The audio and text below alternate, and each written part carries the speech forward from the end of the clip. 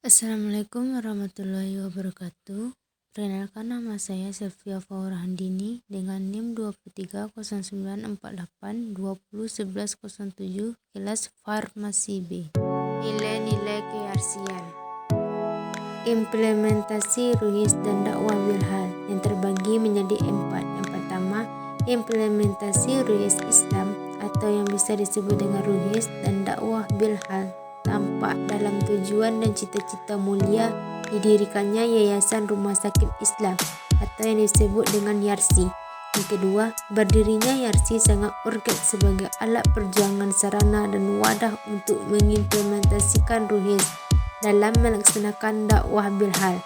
Yang ketiga, realisasi dakwah bilhal dimaksud untuk kesehatan umat dan kecerdasan bangsa yang dilaksanakan melalui pelayanan kesehatan. Yang keempat, sebagai organisasi Islam yang menjadi ruh dalam setiap gerakan langkah pelayanan kesehatan pada rumah sakit Islam dan institusi pendidikan. Gerakan langkah dakwah didasarkan pada surat Al-Ankabut ayat 69 yang artinya, dan orang-orang yang berjihad untuk mencari keridhaan kami akan tunjukkan kepada mereka jalan-jalan kami, dan sesungguh Allah beserta orang-orang yang berbuat baik. Dan yang kedua terdapat pada surat Muhammad ayat 7 yang artinya, wahai orang-orang yang beriman, jika kamu menolong agama Allah, niscaya Dia akan menolongmu dan meneguhkan kedudukanmu. Dan yang terakhir terdapat pada surah Fussilat ayat 33 yang artinya, dan siapakah yang lebih baik perkataannya daripada orang-orang yang menyuruh kepada Allah dan mengerjakan kebajikan dan berkata, sungguh aku termasuk orang-orang muslim yang berserah diri. Menurut hadis Muslim dari Ibnu Mas'ud radhiyallahu bahwasanya Rasulullah SAW bersabda, tidak ada seorang nabi pun yang Allah utus untuk satu umat sebelumku, kecuali ia memiliki para pengikut setia dan sebagai sahabat yang mengamalkan sunnahnya dan mengikuti perintahnya. Kemudian muncul para pengganti setelah mereka yang mengatakan apa yang tidak mereka perbuat dan melakukan apa yang tidak diperintahkan.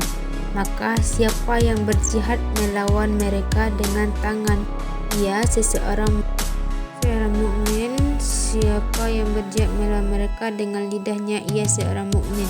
Sedangkan di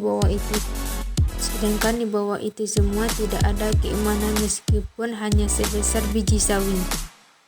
Atas dasar itulah YARSI mendirikan Rumah Sakit Islam Ibnu Sina dan Sekolah Perawatan Kesehatan Universitas Muhammad Nasir sebagai salah satu sarana dan wadah dalam rangka melaksanakan ibadah, menegakkan amar ma'ruf nahi anil munkar untuk membentengi, membina dan meningkatkan akidah umat melalui sentuhan pelayanan kesehatan dan pengembangan institusi pendidikan.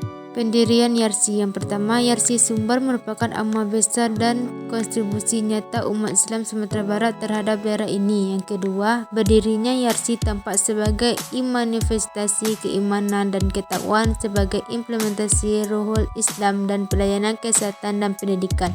Yang ketiga, YARSI Sumbar atas perkasa Bapak Muhammad Nasir bersama Dewan Dakwah Islamiyah Indonesia atau yang disebut dengan DDI